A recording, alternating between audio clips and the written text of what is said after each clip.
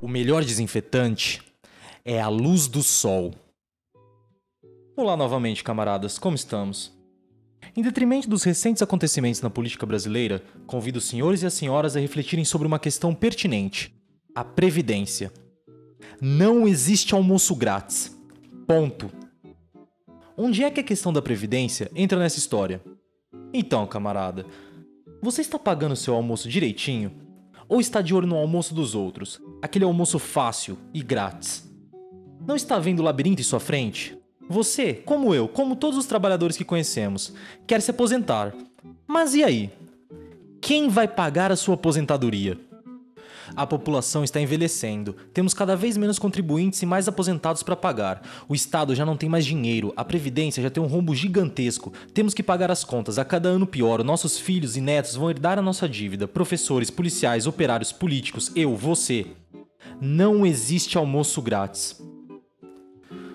Vamos escutar atentamente a mídia, afinal todos sabem que ela é imparcial e honesta, não é mesmo? Previdência tem déficit recorde de 149,7 bilhões em 2016. Previdência Social tem rombo de quase 150 bilhões em 2016. Previdência fecha 2016 com rombo recorde. O rombo na Previdência chegou a 316,5 bilhões em 2016. Tudo bem, vamos começar a contar essa história. A Seguridade Social é uma proteção não oferecida pelo salário, apesar de que, ao mesmo tempo, ela faz parte do salário. Ela foi criada para ser uma maneira de garantir a segurança da própria família do trabalhador, uma vez que ele se tornar incapaz de vender sua força de trabalho.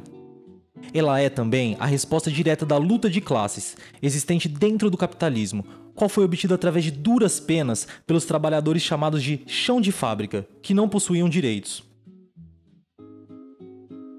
Devemos entender, então, que a Seguridade Social não é um privilégio. Ela faz parte da exploração. Ela é uma consequência do Estado capitalista ao bem-estar da classe trabalhadora. No Brasil, o direito de acesso à Seguridade Social começa em 1824, quando a primeira medida é colocada na Constituição, o direito ao socorro público. Apesar de existir o direito ao socorro público, não haviam meios para que os brasileiros da época fossem, em maioria, capazes de chegar até um local onde receberiam tratamento. Ou seja, era apenas um direito no papel, já que não haviam meios de realmente fazer uso dessa lei. Parece que as coisas não mudaram muito de lá para cá, não é mesmo? Depois de 1824, outras pequenas adições foram feitas. Porém, a mais importante foi a Lei Eloy Charles, de 1923, que criou a Caixa de Aposentadoria e Pensões, conhecida como CAP, para os trabalhadores de ferrovias. Durante os anos seguintes, a CAP passa a ser instalada em diversos outros locais, a ponto de existirem cerca de 180 diferentes CAPs no Brasil, quais foram criadas a partir da mobilização e reivindicação dos trabalhadores de diversos setores nacionais. A administração dessas CAPs era feita de um misto entre empregados e empregadores. Vale também lembrar que os trabalhadores ferroviários foram os primeiros a constituírem uma CAP, não pela sua importância na economia, mas pelo seu poder combativo e de mobilização. Com a chegada da década de 30 e também pela expansão das CAPs, o Estado passa a ser o gestor delas e passa a interferir nas relações trabalhistas. E aí, o Estado passa a transformar os vínculos dos trabalhadores por empresa por um outro tipo de instituição, aglutinando categorias profissionais e abrangendo todo o território nacional.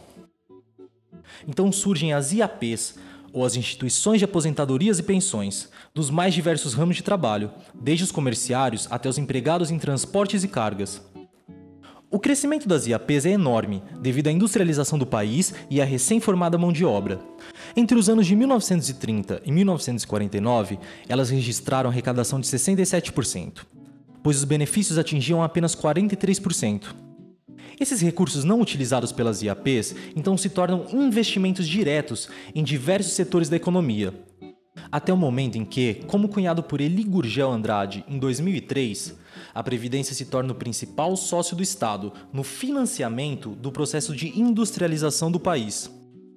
O IAP passa a se tornar dono de diversas ações nas mais diversas empresas nacionais, como por exemplo na Companhia Siderúrgica Nacional, CSN, e na Companhia Nacional de Alcalis, CNA, bem como é participante atuante na criação do Banco Nacional de Desenvolvimento Econômico, BNDES, e é obrigado pelo Ministério da Fazenda a conceder empréstimos em montantes fixados. Durante a ditadura militar, os direitos dos trabalhadores foram ampliados.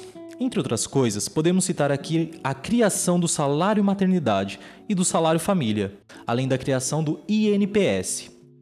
Porém, há de se analisar que tais mudanças foram feitas com o intuito de aliviar as tensões criadas pela ditadura no Brasil.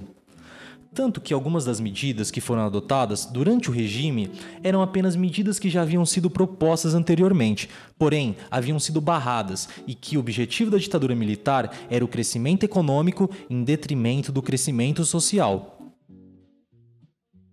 E antes que me pergunte, crescimento social e crescimento econômico não são a mesma coisa.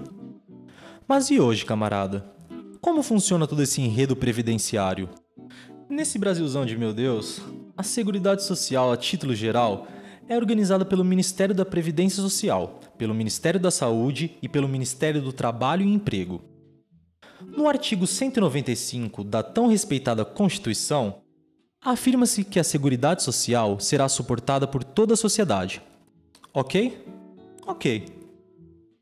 A obrigação constitucional é, obviamente, do Estado brasileiro, não significando, é claro, que esteja proibida a existência de previdências privadas, planos particulares de saúde ou entidades religiosas atuando na assistência social, por exemplo. A Seguridade Social compreende um conjunto integrado de ações de iniciativa dos poderes públicos e da sociedade, destinadas a assegurar os direitos relativos à saúde, à previdência e à assistência social. Capítulo 2, artigo 194.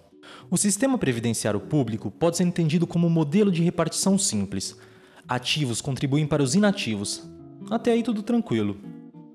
Ainda sob a luz da famosa Constituição de 88, no artigo 201, temos que a Previdência Social deve ser regulada como um regime geral, o que nos leva a alguns pontos. 1. Cobertura de eventos de doença, invalidez, morte e idade avançada. 2. Proteção à maternidade, especialmente à gestante. 3. Proteção ao trabalhador em situação de desemprego involuntário.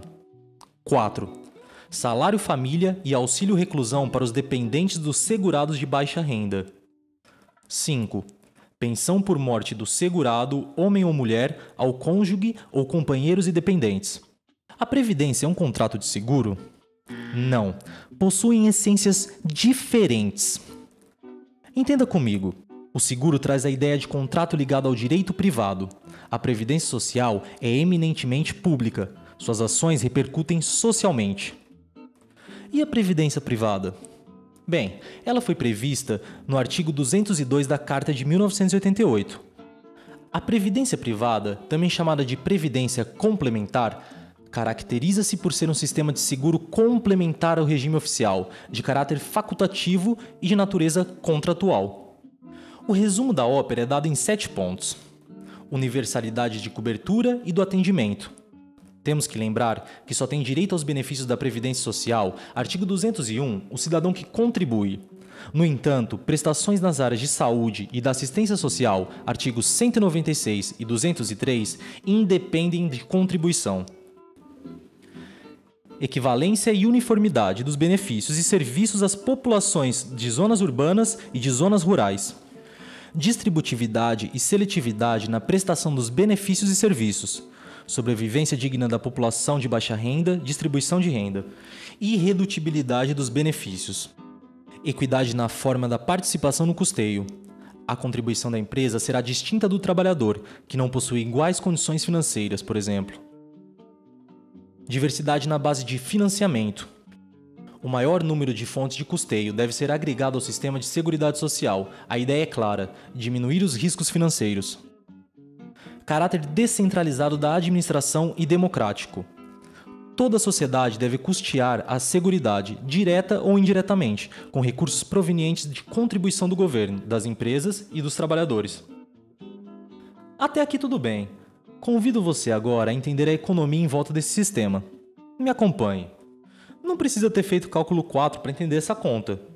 Pela definição vinda da Constituição, Seguridade Social igual saúde mais previdência social mais assistência social. SS igual SA mais PS mais AS. Ok, continuemos. Receita da SS igual CS mais RES mais CFEPU, onde CS igual a contribuição social, receita previdenciária líquida, tanto rural quanto urbana. RES igual receitas de entidades da Seguridade. Para CS, CS igual CNR mais CONFINS mais PIS mais PASEP mais OC. CNR igual compensações não repassadas. Algo que atrasa em um ano é colocado no próximo. CONFINS igual contribuição para financiamento da Seguridade Social. 3% em geral para pessoas jurídicas. PIS igual Programa de Integração Social. O empregado da iniciativa privada tem acesso aos benefícios determinados por lei e ainda colabora para o desenvolvimento das empresas do setor. 1%. PASEP igual Programa de Formação do Patrimônio de Servidor Público. União, Estados, Municípios e Distrito Federal. Contribui com o fundo destinado aos empregados do setor público. 1%. OC igual Outras contribuições. Apostas realizadas no âmbito federal, estadual, loterias, por exemplo. Para RES, temos RES igual MDS mais MPS mais MS mais FAT mais taxas, juros de fiscalização. Onde as siglas vêm de MDS igual Ministério do Desenvolvimento Social, MPS igual Ministério da Previdência Social, MS igual Ministério da Saúde, FAT igual Fundo do Amparo ao Trabalhador. E, finalmente, CFEPU igual Contrapartida Fiscal para a EPU, despesas com encargos previdenciários da União, de responsabilidade de orçamento fiscal. Sei que foi muita sigla, mas garanto que vai ficar fácil. Vamos falar de despesas. Escuta essa história. Despesas da Seguridade igual benefícios, previdenciários, mais sociais, mais assistencialistas, mais Bolsa Família, mais EPU, falado antes, mais saúde, mais despesas de ministérios, MDS, MPS, etc., mais ações de seguridade social, mais benefícios do FAT. Só mais um pouquinho de economia. Apresento a vocês o DRU. A Desvinculação de Receitas da União, DRU, é um mecanismo que permite ao governo federal usar livremente 20% de todos os tributos federais vinculados por lei a fundos ou despesas. A principal fonte de recursos da DRU são as contribuições sociais, que respondem a cerca de 90% do montante desvinculado.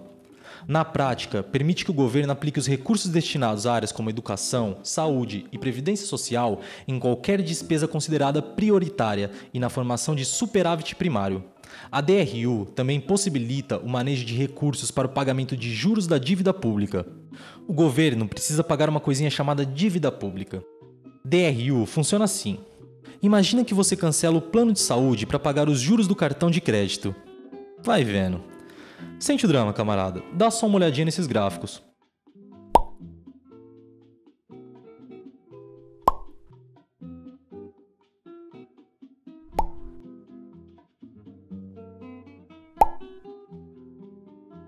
Eu gosto de pizza, mas essa fatia amarela está acabando com o Brasil.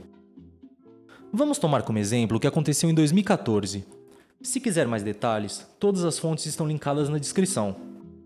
Se você, assim como eu, gosta das coisas bem claras, a sinopse do filme é a seguinte: os gastos da Seguridade em 2014, 625 bilhões de reais. O total arrecadado, 666 bilhões de reais. Para os matemáticos que estão assistindo, me ajudem na conta. Quanto sobrou nesse problema? 61 bilhões de reais. 61 bilhões de reais. Em 2014, tivemos um superávit de 61 bilhões de reais em Seguridade Social. Quer escutar uma piada ruim? Sabe quando eu pedi para que você imaginasse pagar o cartão de crédito no lugar do plano de saúde? Então, foi literal. O DRU pega esse dinheiro superavitário, os 61 bilhões, e joga na dívida pública e nos juros associados a ela. Quem recebe essa dívida? Corporações, bancos privados e outros entes que nem sequer sabemos. O exemplo dado foi em 2014, mas claro que esse filme é velho. E adivinha? Sim, esse filme vai passar esse ano também. Exatamente como passou nos anteriores. Tá, mas onde estávamos? Ah, sim, o famoso rombo na Previdência. Lembra daquelas contas de antes? As receitas e as despesas da Seguridade? Por aqui. A Carta de 88, lembra dela? Ela deixa bem claro que a Previdência Social é um dos integrantes da Seguridade Social.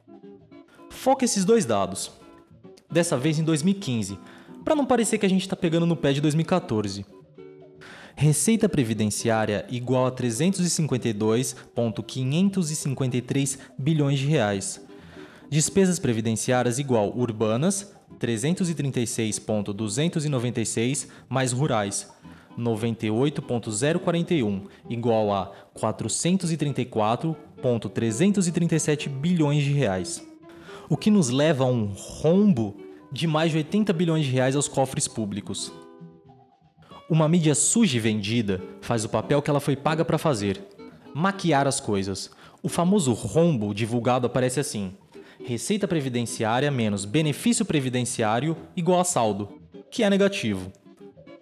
Quando a história toda é receita da Seguridade Social menos despesa da Seguridade Social igual a saldo, que é superavitário, meu camarada. Entende agora o porquê do melhor desinfetante ser a luz do sol? Quando as coisas ficam mais claras, fica mais fácil de perceber do que se trata uma reforma na Previdência. Não vem com essa história de resume aí que eu refuto. A piada ruim é um pouco mais complexa do que isso. Não existe almoço grátis. Alguém aqui diz o contrário? Nossa briga não é por almoço grátis, mas dar o almoço a quem realmente paga por ele. Quem ganha com essa história de rombo na Previdência? Pra que divulgar essa maquiagem nos dados? A quem serve essa desinformação? Hipóteses não faltam. Divulgar a suposta insustentabilidade da Previdência abre margem para a diminuição dos direitos trabalhistas. Toda essa história incentiva a previdência privada dominada por bancos. Servir o rentismo e ao serviço financeiro vigente. Um dado: cerca de 30 a 40% da dívida pública está na mão de bancos privados do país. Ou você está indignado ou ainda não entendeu. Ou você tem uma quantidade significativa das ações do Bradesco. Existem possibilidades nesse mar de confusão? Vamos debater. Estamos abertos a propostas. Políticas macroeconômicas que mirem no emprego do trabalhador. Mais trabalhadores contribuindo. Malha fina na sonegação fiscal. Execução de dívidas corporativas. Aumento da taxação sobre o valor pago pela loteria. O corte imediato de pensão para netos de militares, somente para filhos. Auditoria da dívida pública. Queremos discutir, pensar, melhorar o sistema previdenciário. O que não queremos e nem vamos é nos curvar ao rentismo. O problema, meu camarada, nunca foi o Bolsa Família. Não queremos almoço grátis, queremos o que é nosso. Links na descrição para aprofundamento do tema. Vale a pena checar. Sério. Quer conhecer mais sobre a CPL? Curta a página, entra no grupo, faça parte do debate. Abraços fraternos. Até o próximo encontro, camaradas.